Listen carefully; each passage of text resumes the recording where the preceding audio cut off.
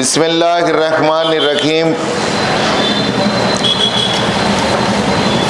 آج کے جلسہ یوم پیدائش مولانا ابوالکلام آزاد رحمۃ اللہ علیہ کے صدر جلسہ جناب منصور احمد قادری صاحب اور اس پروگرام کے آرگنائزرز میں بڑی کاوشیں اور کوششیں کرنے والے جناب محمد وسیم کرمانی صاحب اور آج کے مہمان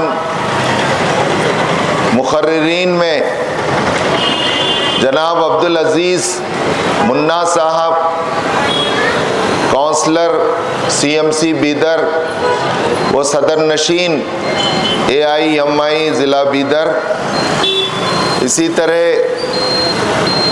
عبدالکریم صاحب اور شجیع الرحمان انجینئر صاحب، شفیع الدین صاحب اور اس پروگرام کی نظامت کر رہے جناب سید مختار صاحب، محمد صلاح الدین فرحان صاحب اور ڈائس پر تشریف فرما مجیب صاحب، یہاں موجود سارے پریس پرسنز، سوشل میڈیا اور دیگر پرنٹ کے ذمہ داران اور جمیع سامعین بھائیوں بہنوں، السلام علیکم ورحمۃ اللہ وبرکاتہ۔ سب سے پہلے میں مبارکباد دیتا ہوں کہ آج جو جلسہ رکھا گیا ہے اس عظیم المرتبہ شخصیت کی پیدائش کے تقریباً 138 سالہ یوم پیدائش ہے۔ مراد گئے مولانا ابوالکلام آزاد رحمۃ اللہ علیہ جو 1888 میں مکہ مکرمہ میں پیدا ہوئے۔ میں مبارکباد دیتا ہوں اس پروگرام کے آرگنائزرز جو آج ایک بڑا اہم موقع ہے، یوم تعلیم پورا ملک اور پورا دیش منا رکھا ہے۔ اس موقع پر میں سب کو مبارکباد دیتا ہوں۔ یہ ہمارا نیشنل ایجوکیشن ڈے ہے اور مسلمانان ہند کو میں دوہری مبارکباد دیتا ہوں کہ اس ملت نے اس ملک اور قوم کے لیے بڑے اہم سپوت دیے گئے۔ بھائیوں، میں اپنی گفتگو کا آغاز مولانا ابوالکلام آزاد کی شخصیت کے مختصر سے تعارف سے آپ کو کرانا چاہتا ہوں۔ منا بھائی صاحب نے بڑی اہم باتیں رکھی۔ آپ کو یہ جان کر حیرت ہوگی کہ آپ کے والد محترم مولانا خیر الدین صاحب رحمۃ اللہ علیہ نے اپنے بیٹے کی تعلیم و تربیت کے لیے بڑا خصوصی انتظام کیا تھا۔ آپ کو عربی آتی تھی، آپ کو فارسی آتی تھی، آپ کو اردو آتی تھی، آپ کو انگلش آتی تھی اور آپ بنگالی پر بھی عبور رکھتے تھے۔ آپ جب 21 سال کے ہوئے تو آپ صرف 21 سال کا نوجوان کلکتہ سے آزادی کی سور پھونکتا ہے الہلال نامی پرچے کے ذریعے، اور یہ الہلال 1907 میں کلکتے سے نکالا جاتا ہے۔ ان کی زور قلم میں اتنی طاقت تھی، آزادی کی تحریک کو انہوں نے ایسی توانائی بخشی کہ ان کا پین نیم، نک نیم جسے کہا جاتا ہے، وہ آزاد کے طور پہ مشہور ہوئے، اور الہلال کے اداریوں اور اس کے مضامین کے ذریعے آپ کی تحریک آزادی ہند میں آپ امام الہند کہلائے. یعنی اس ہندوستان کے لیڈروں میں آپ کو جو لقب دیا گیا وہ امام الہند کا دیا گیا، اور بالآخر اس آواز کو دبانے کے لیے اس پر پابندی لگا دی گئی، الہلال پر. لیکن یہاں آزاد کہاں رکتے تھے؟ ان کے پیپر کو تو ایک پابندی لگائی گئی، ان کے فکر اور ان کی سوچ کو اور ان کے افکار کو وہ آزاد تھے.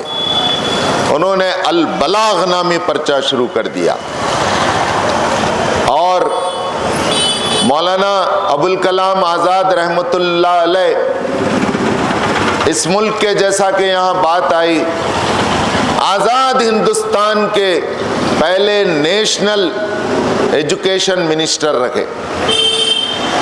تقریباً 10 سال تک جو ایجوکیشن منسٹر رکھا ہو، اس کا ورثہ، اس کی جائیدادیں اور اس کے وراثت کیا ہونی چاہیے اور کیا ہو سکتی تھی، آپ اندازہ لگائیے.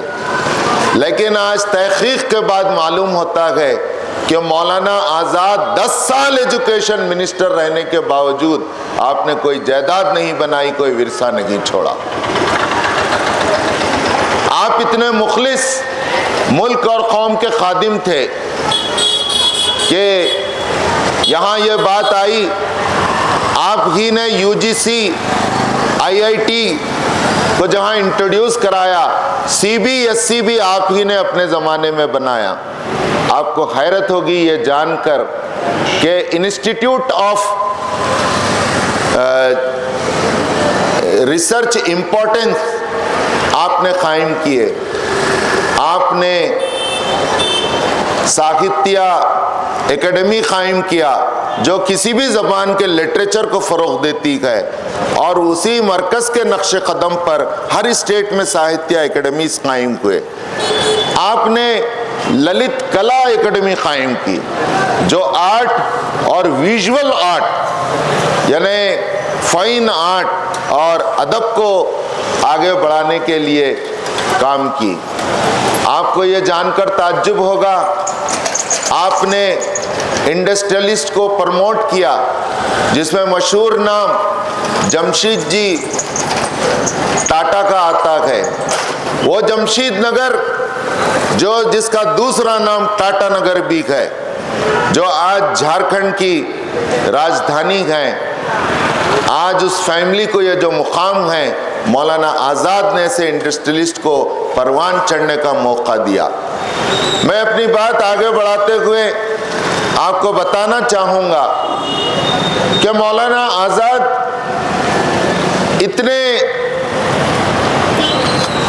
مخلص تھے کہ ہمارے قریب میں دکن ہی میں کا علاقہ احمد نگر، ہاں، اس کے قلعے میں آپ کو اور آپ کے ساتھیوں کو انگریزوں نے قید کیا. پانی میں آپ کے ساتھ گاندھی جی ہیں قید خانے میں، آپ کے ساتھ سردار ولبھ بھائی پٹیل جی ہیں، آپ کے ساتھ نہرو جی ہیں. ان سب کے ساتھ آپ قید کی مشقتیں جھیل رکھے گئے. ایک رات جیل خانے کا افسر آیا اور آ کر اس نے کہا کہ مولانا آپ کا مشہور لقب تھا اور ہر ایک نام لیے بغیر احترام سے مولانا کہتے تھے. اس نے کہا احمد نگر کے قلعے میں جب آپ قید تھے، رات دیر ہو گئی تھی، آپ چراغ لگا کر لکھ رہے تھے اور پڑھ رہے تھے، تو اس افسر نے کہا کہ مولانا رات دیر ہو گئی ہے، آپ آرام فرما لیں. اس موقع پر مولانا نے جو جواب دیا وہ آج ہمیں سنہری حرفوں میں لکھ سکتے گئے اور ہم سب کے لیے ایک راہ عمل ہے. مولانا نے کہا اے جیل کے افسر سنو. اس نے کہا کہ آپ کے دیگر ساتھی سو رکھے ہیں اور آپ جگ رکھے ہیں. تو مولانا نے کہا کہ سنو، ان کی قوم سو رکھی ہے، یہ ان کی قوم، ہاں ان کی قوم جاگ رکھی ہے اور وہ سو رکھے ہیں، میری قوم سو رکھی ہے اس لیے میں جاگ رکھا۔ بھائیوں، یہاں میں آپ کو بتانا چاہتا ہوں کہ مولانا آزاد 1958 میں آپ انتقال کر گئے 70 سال کی عمر میں۔ آج ہم یاد انہیں کر رکھے ہیں، تو میں ایک اصولی بات آپ کے سامنے رکھنا چاہتا ہوں، وہ یہ کہ 2025 میں اللہ تعالیٰ نے ہم کو زندگی کی مہلت دی ہے اور اس بھارت، آزاد بھارت میں ہمیں باشعور بنایا ہے، نوجوان بنایا ہے۔ تو میرا یہ سوچنا ہے کہ اللہ تعالیٰ ہمارے اندر اتنی شمتا اور شکتی رکھی ہے کہ اس دور کے چیلنجز کا مقابلہ ہم کر سکتے ہیں۔ اس دور کے آزاد مولانا احمد محی الدین، غلام احمد محی الدین مولانا آزاد امام الہند تھے، تو آج کے مولانا آزاد ہمارے ہر گھر میں ہو سکتا ہے۔ اسے آئیڈینٹیفائی کرنا، اسے پہچاننا، اسے پروان چڑھانا، اسے پروجیکٹ کرنے کی ضرورت ہے۔ ہم مایوس نہ ہوں، ہم مرعوب نہ ہوں، ہمارے اندر اللہ نے وہ صلاحیت دی ہے، اسی لیے تو اللہ نے ہمیں آج پیدا کیا ہے۔ یہ اللہ کی عین سنت ہے، یہ اللہ کا عین طریقہ ہے، یہ اللہ کی عین مشیت ہے۔ سورہ بنی اسرائیل میں اللہ کہتا ہے وَلَن تَجِدَ لِسُنَّتِ اللَّهِ تَبْدِيلًا، اس اللہ کے طریقہ کار اور مشیت کو کوئی نہیں بدل سکتا۔ بھائیوں، میں اسی قید خانے سے آپ کو وہ منظر بتانا چاہتا ہوں جس میں ایک مولانا کے لیے ایک آزمائش کا وقت آیا۔ وہ آزمائش کا وقت یہ تھا کہ مولانا کی اہلیہ بیمار تھیں، لیٹر آیا، آپ نے بھی چاہا کہ میں بیوی سے ملوں اور اس کی عیادت کروں، خدمت کروں۔ درخواست دی کہ میری بیوی بیمار ہے، مجھے جانے کی اجازت دی جائے۔ آپ کی درخواست مسترد کر دی گئی۔ چند دنوں کے اندر آپ کی اہلیہ کا انتقال ہو گیا۔ جیل کا افسر آ کر کہتا ہے مولانا آپ اپنی بیوی کے انتقال کی خبر آپ کو پہنچا دی گئی ہے، آپ کو یہ اجازت حاصل ہے کہ آپ اپنی اہلیہ کی تدفین میں شریک ہو سکتے ہیں۔ مولانا نے آہ بھری اور بہت ٹھنڈے اس سے وہ بات کہہ گئے جس میں سب کے لیے ایک میسیج ہے، پیغام ہے۔ مولانا نے کہا میری بیوی اور میری اہلیہ کو جب ضرورت تھی مجھے اجازت نہیں ملی، ہاں اب میں نہیں جاؤں گا، کہیں نہیں جاؤں گا، اب میری ضرورت ملک اور قوم کو ہے۔ اور آپ نے کہا کہ میں اب نہیں جاؤں گا۔ یہ بڑا میسیج بتاتا ہے کہ مولانا آزاد وہ مجاہد تھے جو اپنی ذاتی اغراض پر آپ نے ملک اور ملت کے مفاد کو سامنے رکھا۔ چند سالوں کے بعد جب آپ کی قید ختم ہوئی تو آپ نے کلکتے میں آپ کی اہلیہ زلیخا بیگم کی خبر پر گئے اور خبر پر جا کر خوب رویا اور کہا کہ بیگم میں ملک، وطن اور ملت کی خدمت نے مجھے اس کی اجازت نہیں دی کہ میں تم سے مل سکوں اور تمہاری آخری تدفین میں شریک ہو سکوں۔ کیا یہ مثالیں ہمیں مل سکتی ہیں؟ بھائیوں، آزاد جیسا لیڈر اگر ہمیں پیدا کرنا ہے تو ہمیں ڈرنے اور گھبرانے کی ضرورت نہیں ہے۔ ڈرتا ہے کیا؟ تو اندیش ہے طوفان سے، ڈرتا ہے کیا؟ تو اندیش ہے طوفان سے، بغیر تو ناخدا تو کشتی بھی تو ساحل بھی تو۔ شاعر کہتا ہے کہ تم کیوں ڈرتے ہو، تم اس ملک کی تقدیر بدل سکتے ہو، تم اس ملک کی نئی نسل ہو، تمہارے ہاتھوں میں یہ ملک ہے، اور آؤ عہد کرو کہ اس ملک کو ہم سدھاریں گے، اس ملک کو ہم سنبھالیں گے۔ مولانا آزاد جیسی قیادت کے لیے مولانا آزاد نے ہی 3 میسیج دیے گئے۔ سب سے پہلی بات آپ نے جو دی وہ یہ کہ آزادی کے بعد اس کے حقیقی ثمرات اور اس کے فائدے اس وقت تک حاصل نہیں ہو سکتے جب تک کہ گھر گھر فرد فرد تعلیم نہ ہو جائے۔ تعلیم تعلیم تعلیم، اس کے لیے آپ نے بڑی کوششیں کی۔ دوسری چیز آپ نے بتایا کہ علم کا سرچشمہ وحی الہی، علم وحی ہے اور علم تکوینی ہے، اور آپ نے ایک پیارا جملہ کہا کہ علم وحی اور علم تکوینی جہاں ملتے گئے سمندر وہی اسلام ہے۔ تو مولانا نے اسی قرآن کے ذریعے سے کلام الہی و کلام ربانی کو سمجھانے اور اس کے میسیج کو، انقلابی میسیج کو دینے کے لیے آپ کی معرکۃ الارا تفسیر بیان القرآن ہے۔ آپ یہ جان کر آپ کو حیرت ہوگی کہ آپ ناظرہ قرآن، خالی ناظرہ قرآن پڑھ لینا اور قرآن کو سمجھے بغیر اس کے معنی و مفہوم فہم کو پڑھ لینا، اگرچہ کہ بے شک ثواب گئے، میں ان کے حوالے سے کہہ رہا ہوں، وہ اس کے معنی و مفہوم کو سمجھانے پر بہت زور دیا، اور مورخین لکھتے گئے کہ ہندوستان میں قرآن مجید کو معنی اور مفہوم کے ساتھ سمجھنے کا ذہن مولانا ابوالکلام آزاد نے دیا۔ تیسری چیز، اور آپ نے یہاں بتایا کہ ایک بات کہہ کر میں اپنی بات ختم کروں گا کہ مولانا آزاد نے جو قربانیاں دی ہیں اور آپ کے ساتھیوں نے جو قربانیاں دی ہیں، یہ تاریخ سے سب واقف ہونا چاہیے، ان واقعات کا چرچا ہونا چاہیے۔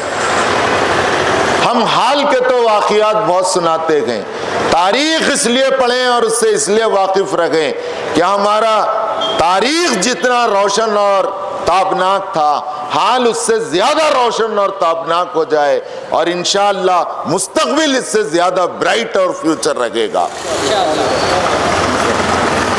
میں آج کے اس اسٹیج سے مولانا آزاد کا جو اعلیٰ کیریکٹر تھا اور دنیا نے اسے تسلیم کیا تھا، آپ کو بتانا چاہوں گا۔ اس وقت کے پرائم منسٹر پنڈت جواہر لال نہرو نے فون کر کر ان سے مشورہ لینے کے لیے جا رہے تھے، تو مولانا نے کہا، کیونکہ وہ پرائم منسٹر تھے جواہر لال نہرو جی اور یہ ایجوکیشن منسٹر تھے، مولانا نے کہا کہ میں خود آ جاتا ہوں۔ تو پنڈت جواہر لال نہرو کا اتنی قدر تھی کہ انہوں نے کہا کہ مولانا نہیں، میں آپ کے گھر آتا ہوں۔ میں یہ کہنا چاہتا ہوں، اگر آج کی سیاسی پارٹیوں میں ایک ایک بندے کا ایسا مقام اور ایسی ریسپیکٹ اور ایسا وقار اور مرتبہ دیا جائے تو کیا سب کا ساتھ، سب کا وکاس اور سب کا وشواس اور سب کی ترقی نہیں ہوگی؟ میں اپنی بات ختم کرتے ہوئے راحت اندوری کا یہ شعر پڑھ کر اپنی جگہ لیتا ہوں۔ سبھی کا خون شامل ہے، سبھی کا خون شامل ہے یہاں کی مٹی میں، سبھی کا خون شامل ہے یہاں کی مٹی میں، کیا ہندوستان کسی کے باپ کا تھوڑی ہے؟ وآخر دعوانا ان الحمدللہ رب العالمین۔